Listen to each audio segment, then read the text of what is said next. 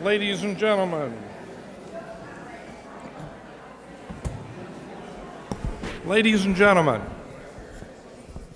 welcome. I'm Sandy Quinn. I'm president of the Richard Nixon Foundation. Thank you all for coming. I want to introduce some special guests, starting with our treasurer and member of the board of directors, John Barr. John?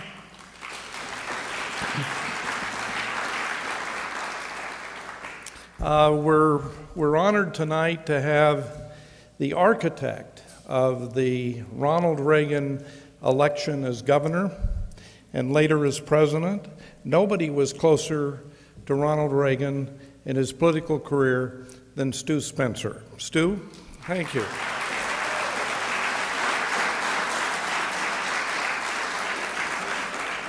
We're also honored to have the chairman emeritus of the Orange County Republican Party, Lois Lundberg.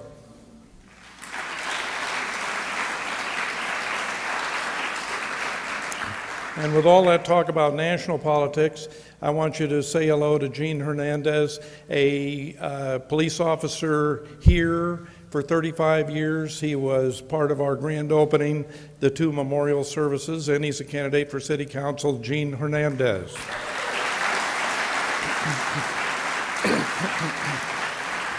Now, we have given you tonight this attractive 4-color brochure, free.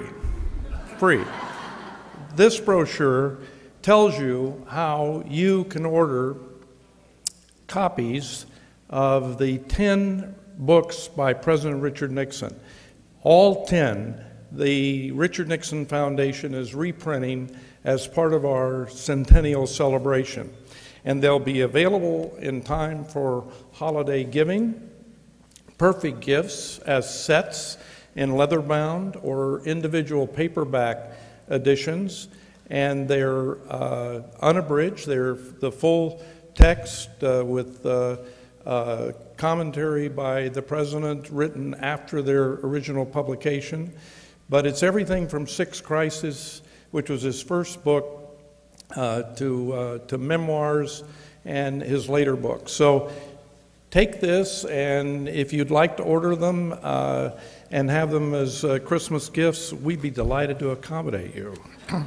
All reasonably priced. Now, also special for you tonight, another free brochure.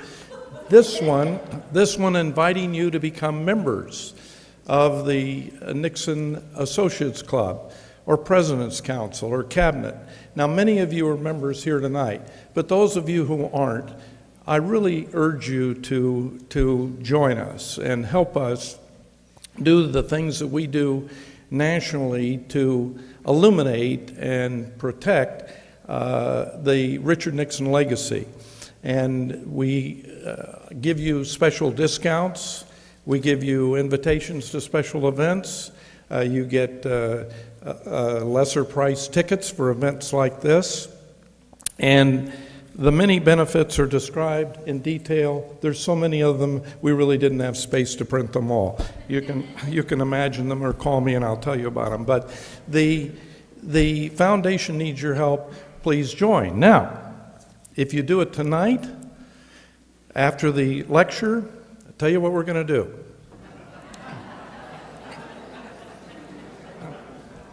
I feel like I'm at Costco. Tell you what I'm going to do. We have, just days before the election, we have bobbleheads. We have President Obama and we have George Romney. These are great conversation starters. Put one of these, or argument starters, whatever. But join tonight and you'll get one of these free.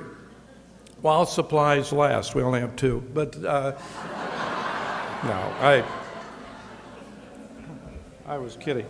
But we do have them for you tonight. There's attractive hostesses in the lobby with these applications. Please join up. If you join tonight, you'll get one of these free with your membership.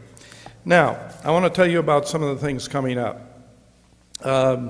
We have, of course, as many of you know, on November 1st, we have Dinesh D'Souza, who's coming for his another bestseller, as Ed Klein's The Amateur is.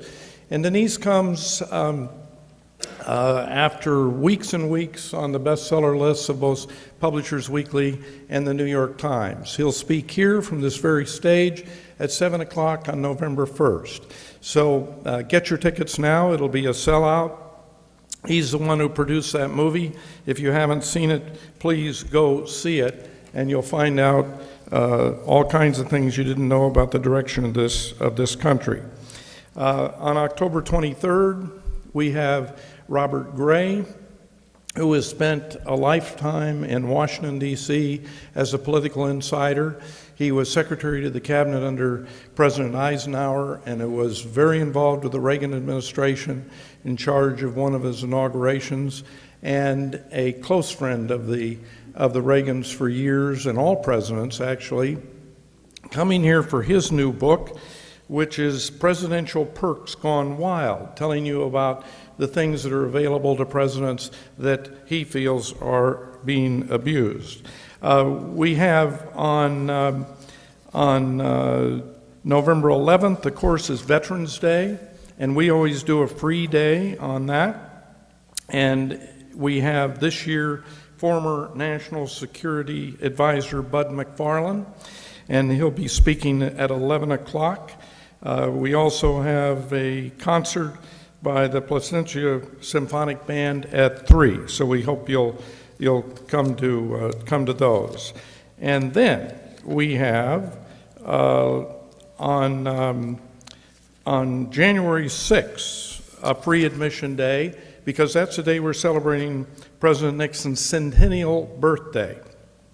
And we will have Tricia Nixon Cox here at 11 o'clock for a wreath laying. And we'll have a concert by the Marine Band at 1 o'clock. It'll be a great event. It's free, so please join us. It's a Sunday.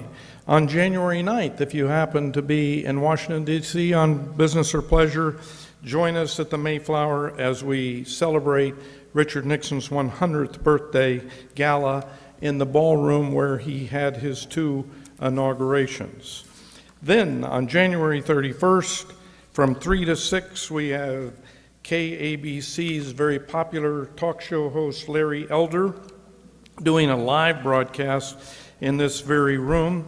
And again, it's free. He'll be signing his new book, and I hope you'll join us on that day. Now, our speaker. You thought I'd never get to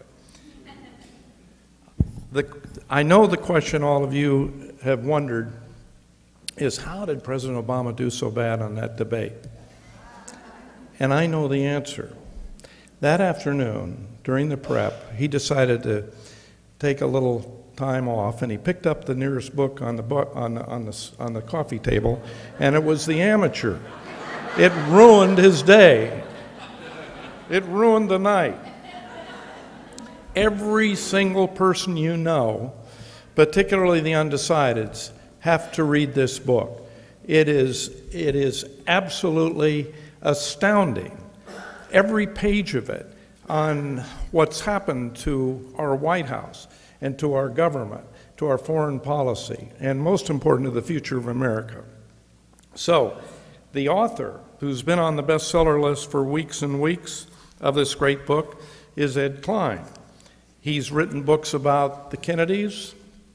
He wrote a great book about Hillary Clinton. He's been commenting on Hillary in the Clintons in the last few days, you might have noticed. He was the Newsweek foreign editor.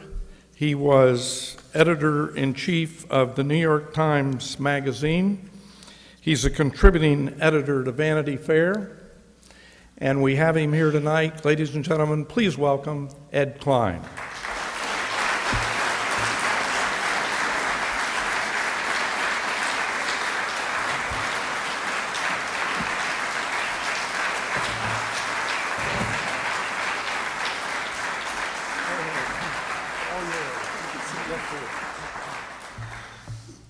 Well, I don't have any bobbleheads for you.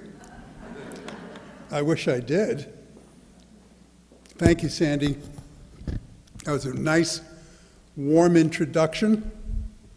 I want to thank the trustees and the supporters of this wonderful, wonderful library for inviting me to speak here tonight. How are you all feeling? I hope you're all feeling good. I hope you are in a relatively good mood about this election.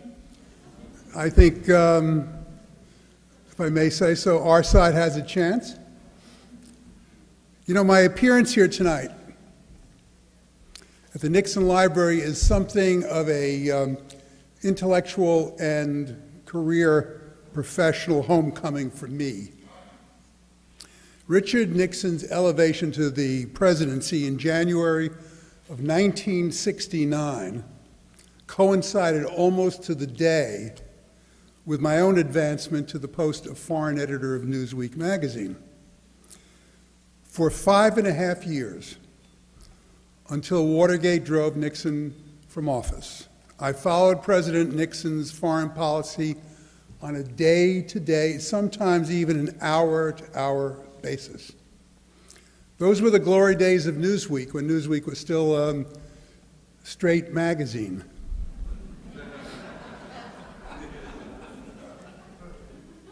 I'm not talking about sexual orientation here, by the way. Those were the days when Newsweek was a major player, an influencer, if you will, in domestic affairs and in the conduct of American foreign policy. As foreign editor, I had 27 full-time correspondents at my beck and call, about half a dozen of them in Saigon, as you might imagine, plus a large troupe of seasoned reporters in the White House, the Pentagon, the State Department, the CIA, all over Washington. It was a challenging assignment. For, as you, I'm sure, know, President Nixon's time in office was not only marked by domestic division, but also by international turmoil. America's post-war dominance in foreign affairs was under assault. And the question facing President Nixon and his national security advisor and eventually Secretary of State Henry Kissinger was how the United States, which was bogged down in a war in Indochina, how the United States could seize the initiative in international affairs and articulate a long-range, reasonable, well-thought-out philosophy and objectives. You may all know that Nixon had little confidence in the State Department. He believed that its personnel had no loyalty to him. As Henry Kissinger has pointed out, the Foreign Service had disdained Nixon as vice president and ignored him the moment he was out of office. Kissinger went on to say he was determined to run foreign policy from the White House. In this one regard, Nixon's determination to run foreign policy from the White House, Nixon and Barack Obama have a great deal in common. In my book, The Amateur, I point out that no president since Richard Nixon has taken more personal control over foreign policy than Barack Obama. I write, this is an Obama-centric decision-making operation. In other administrations, a lot of decisions were made below the presidential level, but Obama shapes most policies. Those same words could be used to describe the decision-making operation on foreign policy in the Nixon White House. However, there the similarities end. Obama's foreign policy, in my view, has been erratic and inconsistent. On the one hand, he has been timid and passive in the face of challenges from Russia, China, Iran, in Syria. On the other hand, he has aggressively pursued al-Qaeda through the use of unmanned drones and clandestine special op troops. But as I think President Nixon would have been the first to say, a series of ad hoc military operations do not add up to a successful foreign policy. Effective diplomacy requires something that is sorely missing in Barack Obama's foreign policy, and that something was the very core of Richard Nixon's foreign policy, a coherent philosophy and world view. Tonight I want to give you a coherent view of Barack Obama, the man, his political philosophy, and his world view. I titled my book The Amateur, a reporter's book.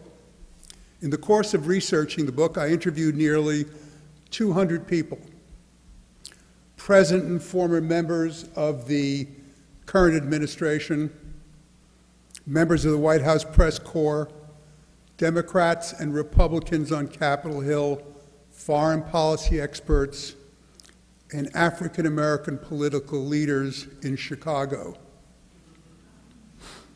A number of these African-American leaders urged me to interview the Reverend Jeremiah Wright, Barack Obama's minister for more than 20 years.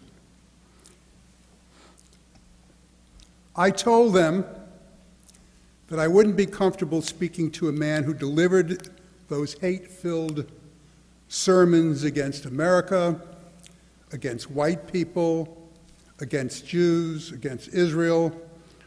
At times it seemed against everybody and everything. But they told me, Mr. Klein, you've got to go see the Reverend Wright, because he has an important story to tell you that no one else has ever heard. And so off I went to meet the notorious Reverend Jeremiah Wright in his office at the Kwame Nkrumah Academy, named after the late Marxist dictator of Ghana. Very appropriate. The Kwame Nkrumah Academy. He was well-dressed, softly spoken, under control, and we sat down. I asked him, I said, Reverend Wright, would you mind if I use a tape recorder? And he said, no, he didn't mind. We had a 3-hour interview, and I've released the entire tape recording of that interview to the press. I don't think any of you in this room will be surprised to learn that except for Sean Hannity on Fox News Channel, the media has completely ignored this interview. Completely ignored it. ABC, CBS, NBC, not a word. CNN, not a word. The New York Times, Washington Post, go on and on and on. And this interview was full of new information and important things that had never been reported before.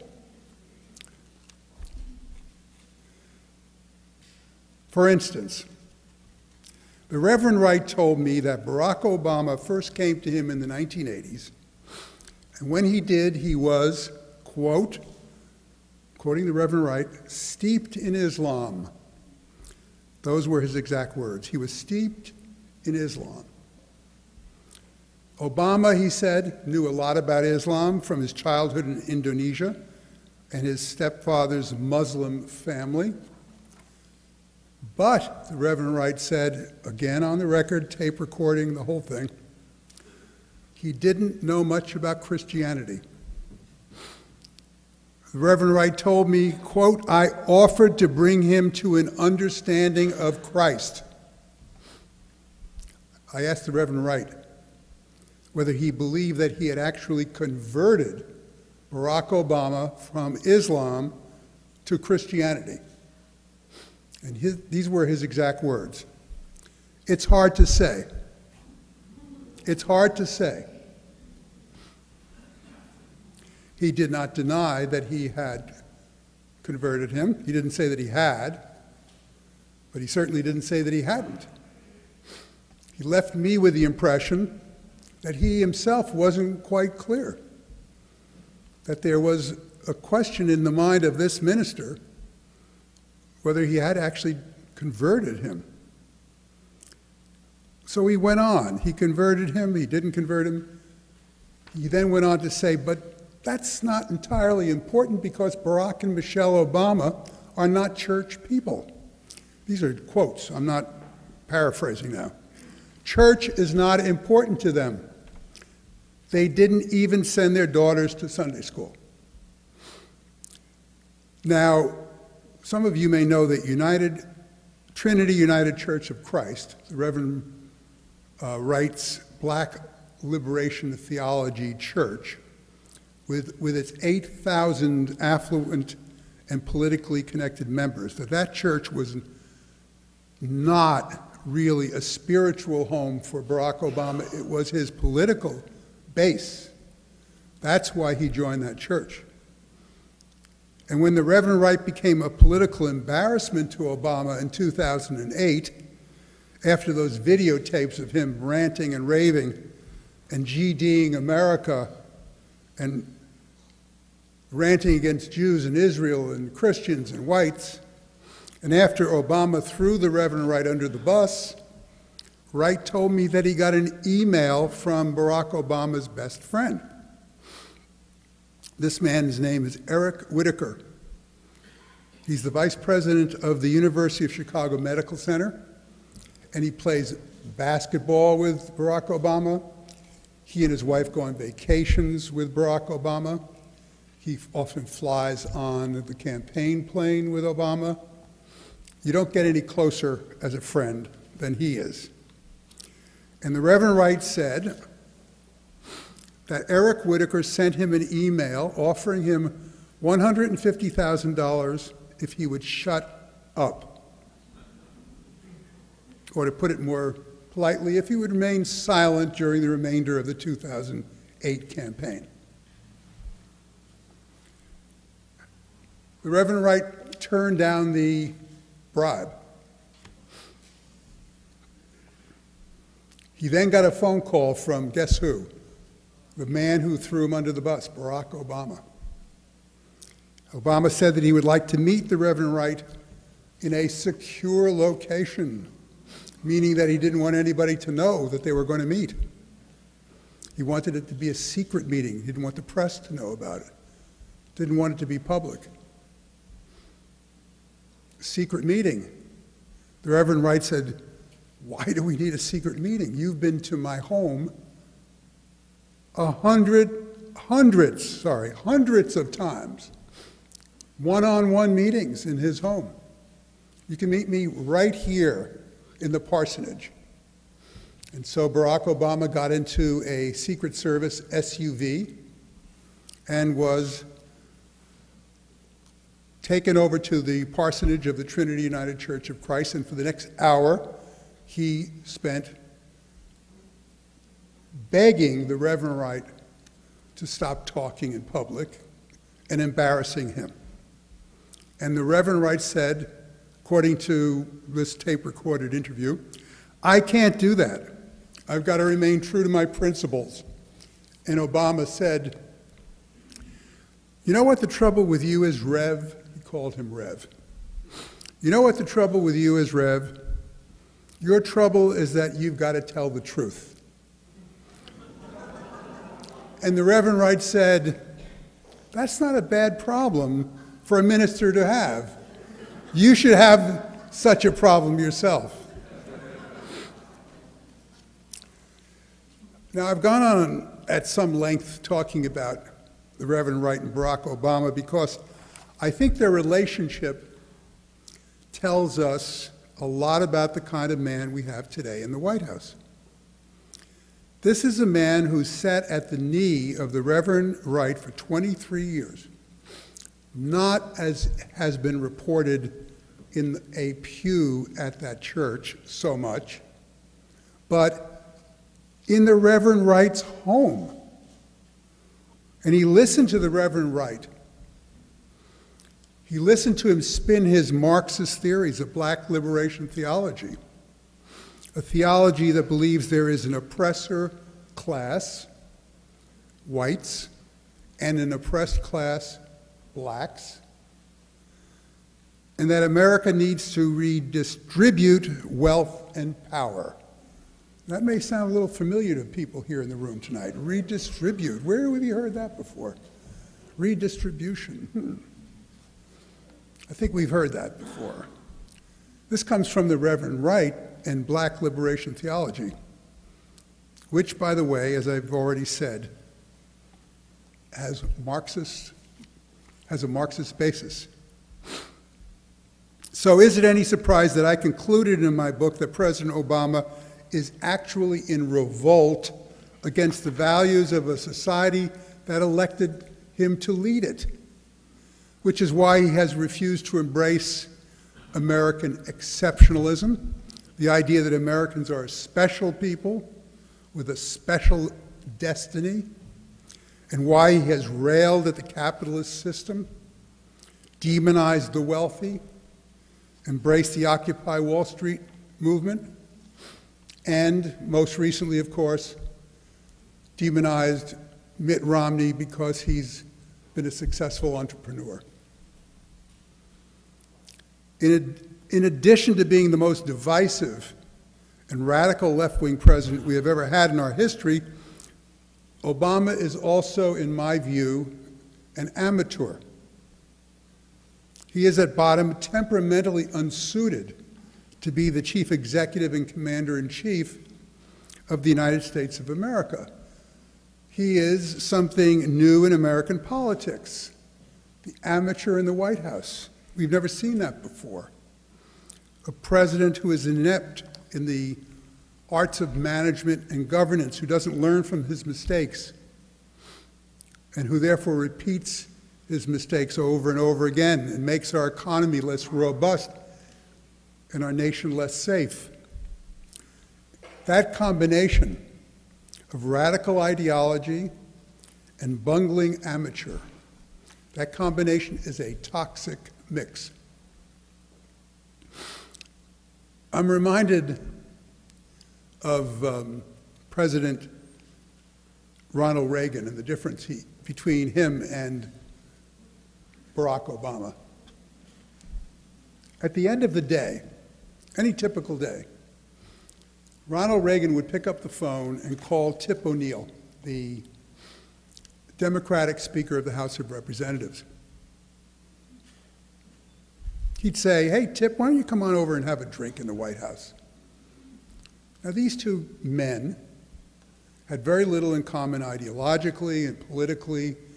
They saw the world in a very different light. But they sat down in the White House over a bottle of whiskey, had a couple of drinks, told stories.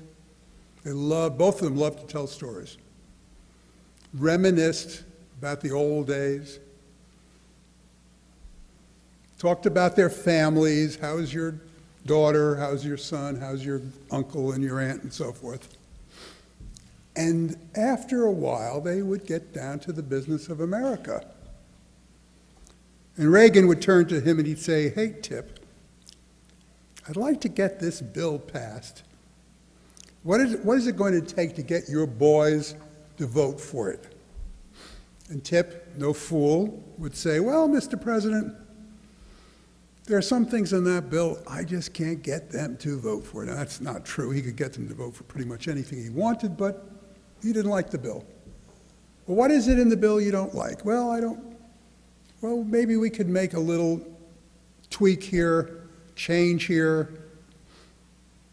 "I'll give you my word, Tip, that if you can bring these boys along," most of them in those days were boys, by the way, there weren't too many women there, I'll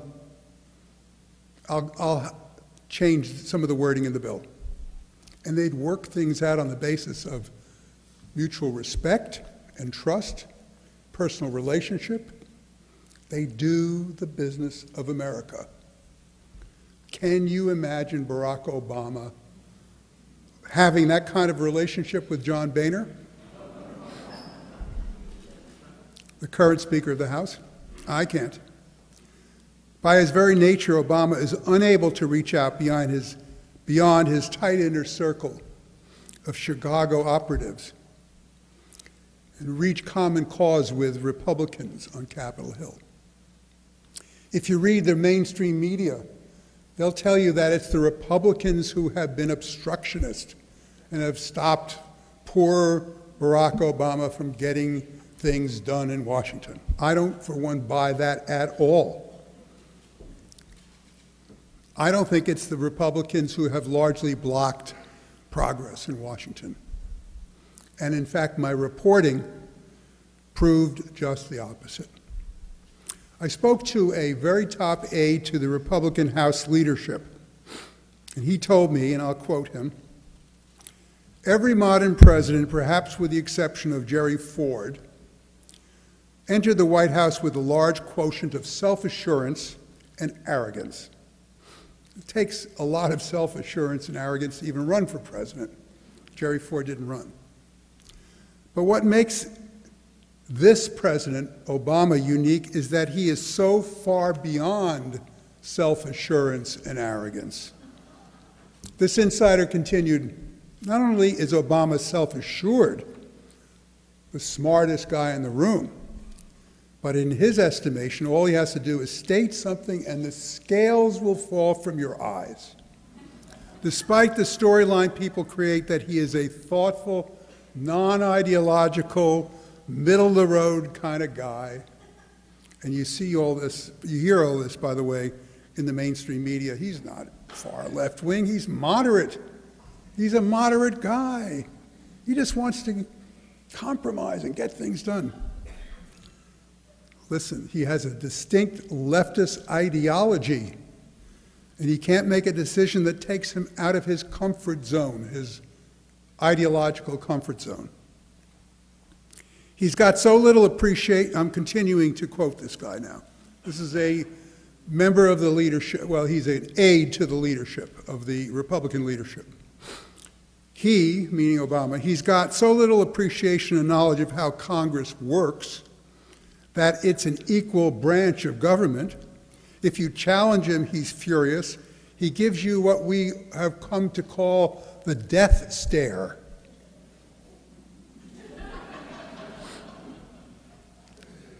He has no close relationships with any member of the Senate, and certainly not in the House. I might add, by the way, here, that he has no close relationships with foreign leaders either. He doesn't have relationships, period. John Boehner says that in his 20 years in Washington, he's been through 4 administrations, and that this one is completely, to him, opaque. He doesn't know who makes the decisions there and how they make them in the Obama White House. By all accounts, Obama was elected to a job for which he has little relish. He doesn't find joy in being president. Like Richard Nixon and Jimmy Carter, Obama is essentially an introvert. In Obama's case, he prefers his own company to that of others. He does. He's much more comfortable.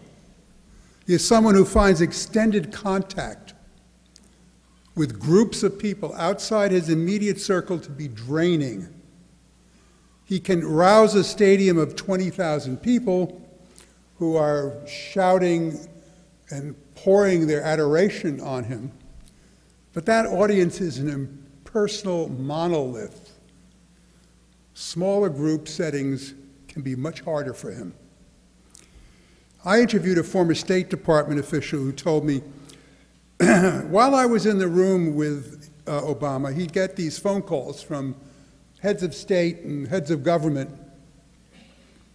and more than once I heard him say, "I can't believe that I've got to meet with all these congressmen from Podunk City to get my bills passed."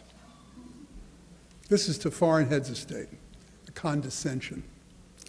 And when the meeting was over with Obama, it was over, the State Department official said. There was no lingering, no schmoozing on the way out. There was no clinging to personal relationships as there was, say, with Bill Clinton. Now, I heard the same complaint from people who raised hundreds of thousands of dollars for Obama during the last election, 2008. I went to Chicago and I interviewed a major bundler, fundraiser for Obama in the American Jewish community in Chicago. We sat there and I had my reporter's pad out and my pencil and I was taking notes. An hour and a half, poured adoration on Obama. He was so great. Everything he did was fantastic. He was a great president. He loved him. He was going to raise money for him again in 2012. Closed my book, put my pen away, got up, and he said, let me escort you to the elevator. And on the way to the elevator, he stopped and he put his arm, he was short, so he couldn't put his arm around my shoulder, but put his arm on my back, and he said, you know something? My friends in the Jewish community who raise tons of money for Obama complain to me that they never, ever hear from him. He never answers their phone calls. He's not like Bill Clinton, who used to call them and ask them about their wives and grandchildren and businesses. I said, what about you? You just spent the last hour and a half telling me how great he was. And you know what he said? I don't hear from him either. I don't ever hear from him. He never picks up the phone and calls me. So what does all this say about a president who hates the day-to-day, the give and take of politics, who doesn't have respect for members of Congress, who doesn't show loyalty to those who supported him with their money, time, and organizational skills? What does this say about a president who doesn't show any gratitude, who has frozen Oprah Winfrey out of the White House, and Carolyn Kennedy out of the White House, and those other people who were there for him? What does it say about a president who has ignored the African-American base, his African-American base, to the point where literally every single African-American businessman and leader I interviewed for my book, not people on the street, but leaders, educated, successful, powerful people. Every single African American told me they were disappointed and disillusioned with the country's first black president. I think it speaks volumes about his character and about his inflated self-image. This is going to be my final little story, and then I'll sum up. On the evening of Tuesday, June 30th, 2009, Obama invited 9 like-minded liberal historians to have dinner with him in the family quarters of the White House. June 30th, 2009. He was inaugurated in January. As this group dug into their lamb chops, Obama wasn't shy about flaunting his famous self-confidence. He boasted that he intended to bring the Israelis and the Palestinians to the negotiating table and create a permanent peace in the Middle East.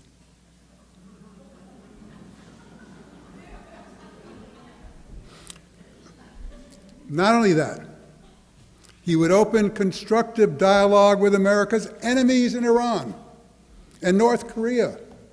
And through his powers, his special, magical, wonderful powers of persuasion, he'd help these Iranians and North Koreans and Syrians and other enemies of America see the errors of their ways.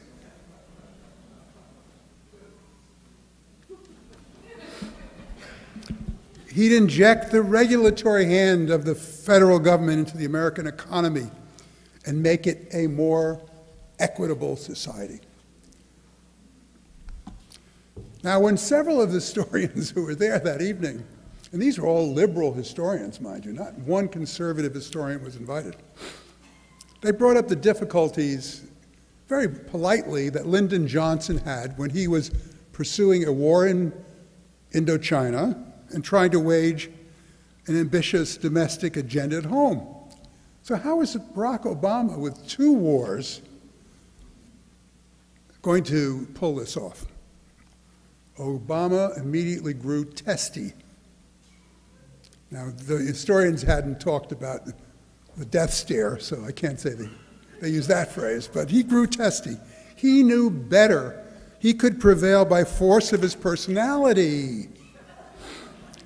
He could solve the worst financial crisis since the Great Depression, put millions of people back to work, redistribute the wealth, withdraw from Iraq, and reconcile the United States to a less dominant role in the world so that we would not be hated all over the place.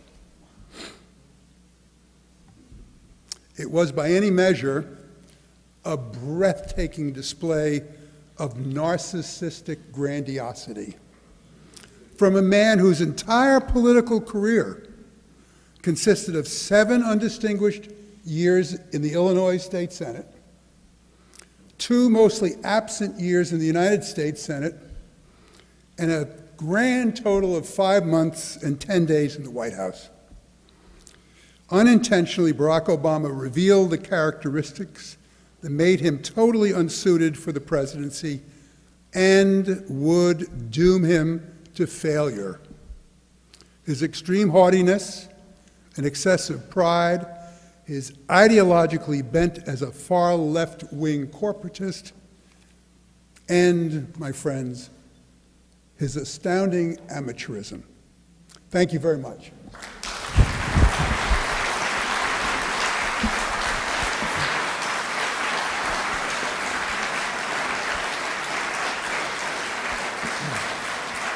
Thank you.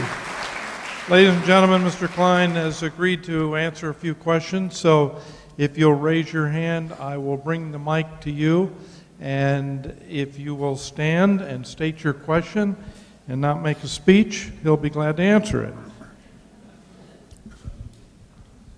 Thank you, Mr. Klein. That was very good. My question is, listening to everything you've described, where did Barack Obama get this ego from?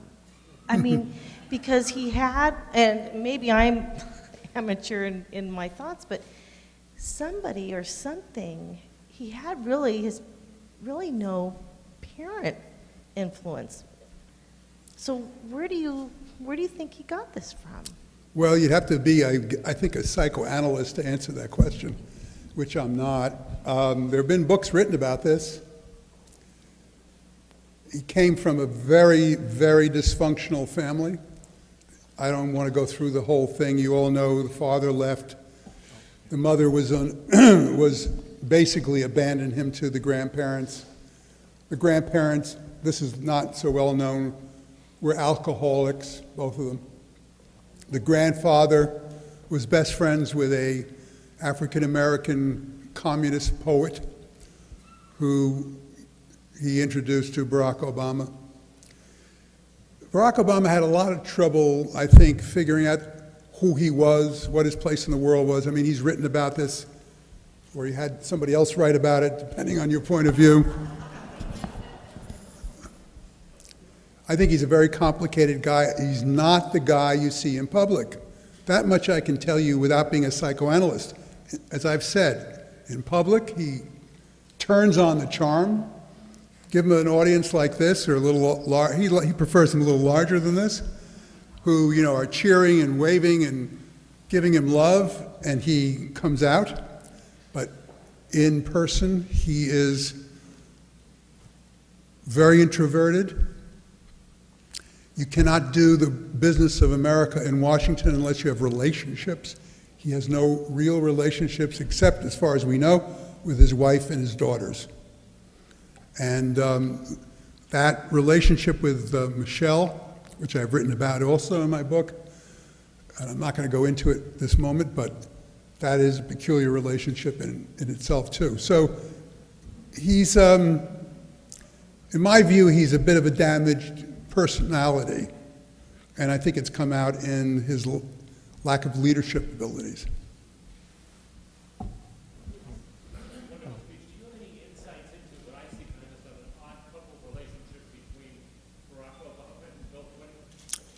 Is there an odd couple relationship between Barack Obama and Bill Clinton?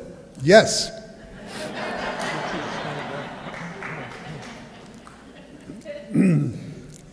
Bill Clinton thought Hillary was entitled to be president of the United States. Barack Obama stole that from her. Bill Clinton thought that he, and I think with some reason, was very popular in the African American community. Barack Obama, African American, and his team referred to Bill Clinton as a racist. There's a lot of bad blood between the Clintons and the Obamas, but Bill Clinton has his eye on the prize. The prize is 2016, when he hopes, and he's told all his intimate friends and associates, that he intends to run Hillary for president of the United States.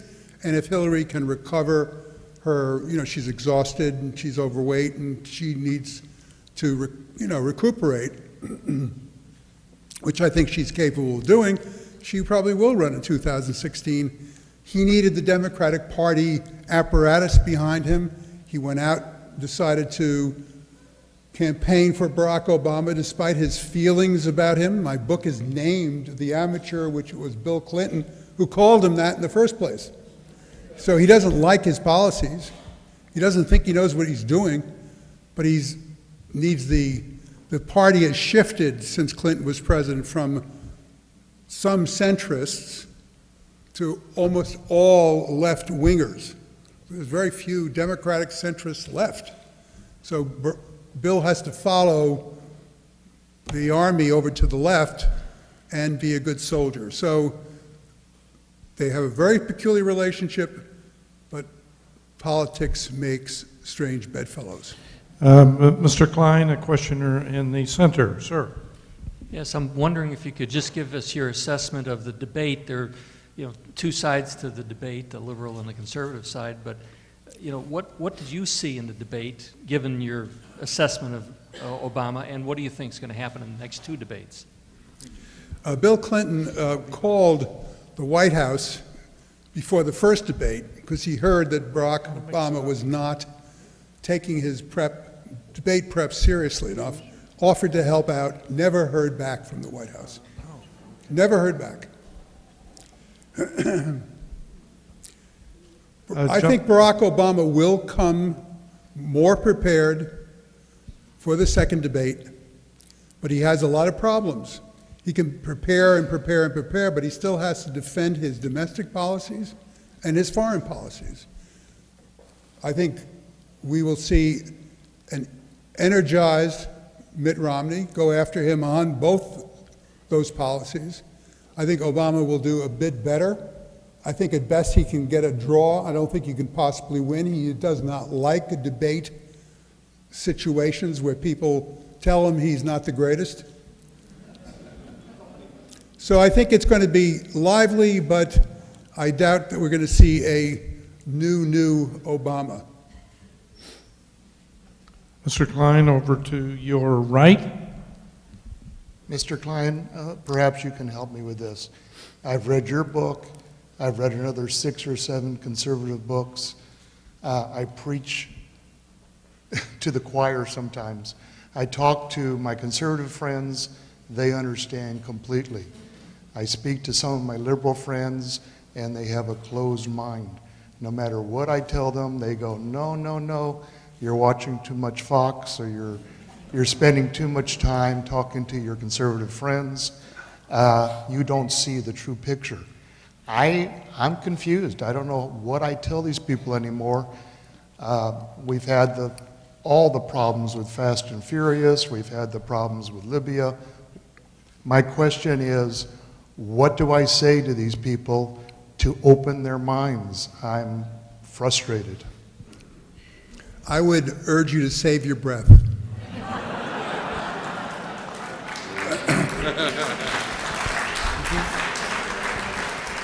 On a more serious note, I don't think they can be persuaded. I think it's in their the woof and warp, whatever the phrase is, of their nature. It's like arguing about religion back in the 17th century, I mean, you're not going to persuade these people.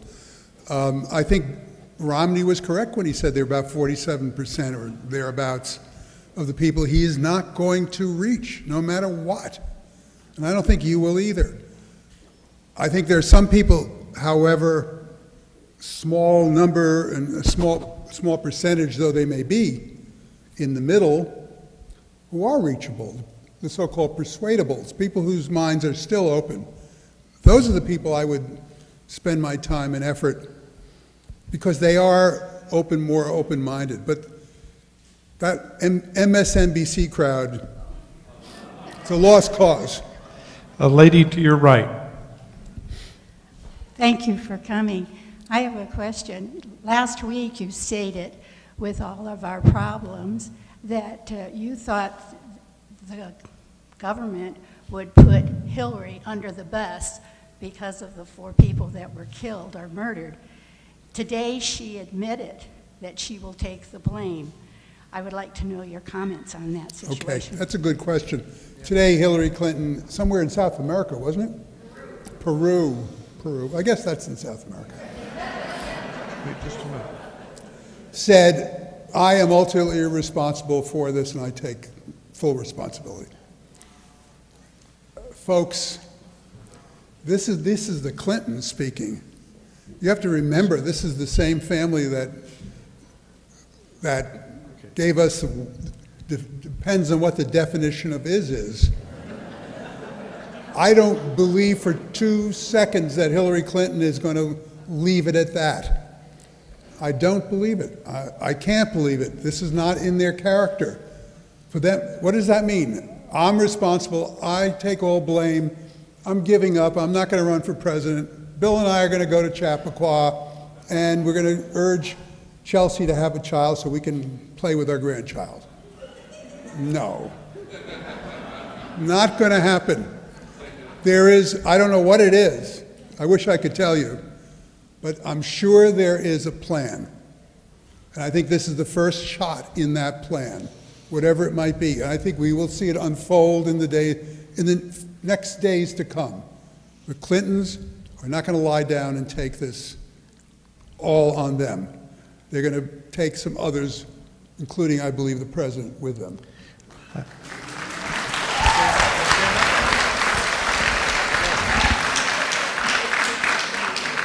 Mr. Klein, could you comment basically on the day-to-day relationship with Hillary Clinton and Barack Obama while she was serving, or while she is serving as his Secretary of State? And secondly, my follow-up question is, how does this revelation with Hillary taking the blame change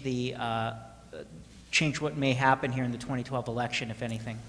On the surface, the relationship between Obama and Hillary has been very courteous. They've both gone out of their ways not to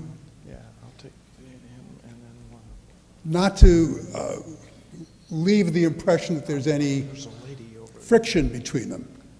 She was chosen in part to keep Bill quiet, and that has worked until recently, bringing them both under the tent so that Bill would not be outside the tent criticizing Obama.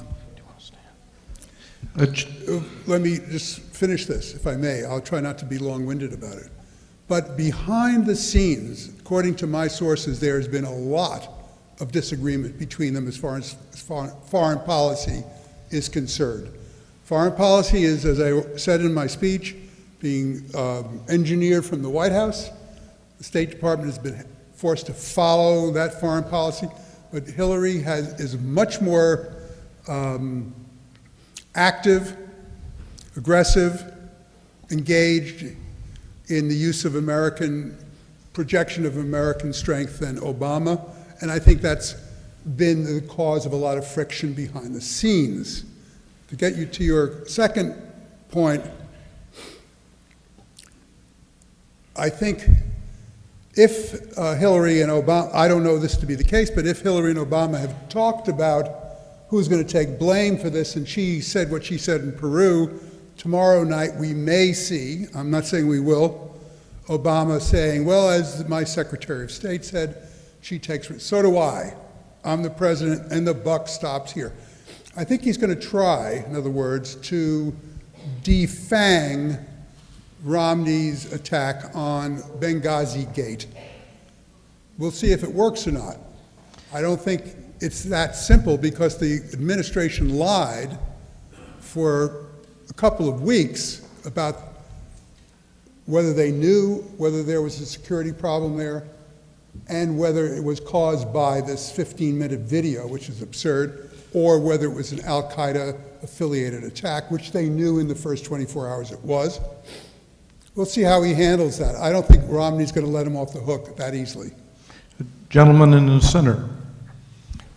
Thank you, sir. I enjoyed your presentation. I just, in light of all the research you've done, I'm just wondering if you could comment on the incredible ability of this president to have kept information from the American public to the degree that he has, and you expressed it even about your own information. It just amazes me, and I'm wondering if there's something more than just the left media that has resulted in this. Well, he's had the media on his side, to put it mildly. This media is not only rooting for him, but it's complicit in everything he does, the mainstream media. If this administration has been, as John Boehner says, and I quoted him as saying it's opaque, hard to see, it's because the mainstream media hasn't done its job. It hasn't, for instance, until my book, if I may say so, gone into the enormous, extraordinary power wielded by Valerie Jarrett. I devote 2 chapters in my book to her power, where it comes from and how she exercises it and why the Obamas allow her to have such a hold over them. You don't find that in the mainstream media. So the fact that there's always been a gentleman's agreement between the media and the presidency about certain things. In the past, it was about sex. So they didn't cover John Kennedy's strayings, whatever you want to call them. But this media has gone far beyond that. And I think that's why he's been able to get away with not telling the public what's going on, because he's not being held accountable. We have time for one more, sir. I have a follow-on to that specific point. How on earth do you get them back, the media, to telling the complete story?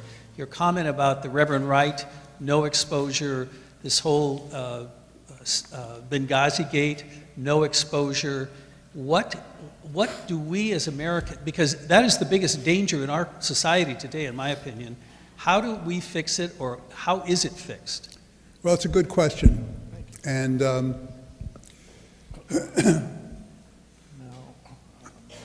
I think that's a lost cause, too, to tell you the truth. You know, I was a member of the mainstream media, Newsweek, the New York Times, Vanity Fair. Newsweek and the New York Times were very different publications when I was there. I left the Times 25 years ago. It was a very straight paper when I was there. I think the media is not remediable. I don't think we're going to be able to bring it back to where it was. I think we're in for an extended period of partisan media. But you know, we do have, all of us here in this room should acknowledge, we do have talk radio, which is powerful and is dominated by conservative voices. And we do have Fox News Channel and Fox Business Channel. And if it weren't for Fox and the radio and the conservative radio talk show, I wouldn't be standing here today because my book wouldn't have done as well. But it has done very well. We are getting through to, first of all, to our side, if you will, which doesn't need persuading. And we are at least being heard by the people in the middle. As I said earlier on, I don't think anything that we do is going to have much of an impact on committed leftists. So I'm not at all hopeful that the media can be, brought back to where it was when all of us were a lot younger, and it had a mission to tell the truth and to get at the truth. Can you imagine if Benghazi had taken place under George W. Bush? Front page headlines everywhere, day after day after day. And as Laura Ingraham said, I think today in the blog, there would be reporters camped outside the homes of Hillary Clinton and Susan Rice, our UN ambassador, just the way they were when Scooter Libby was being strung up by the left-wing media under George Bush. But there are no media people outside those homes today. They don't want to know. So we have to band together, read the good books, listen to the good programs, and get the word out to those who we can reach. Thank you so much. Thank you, Ed Klein.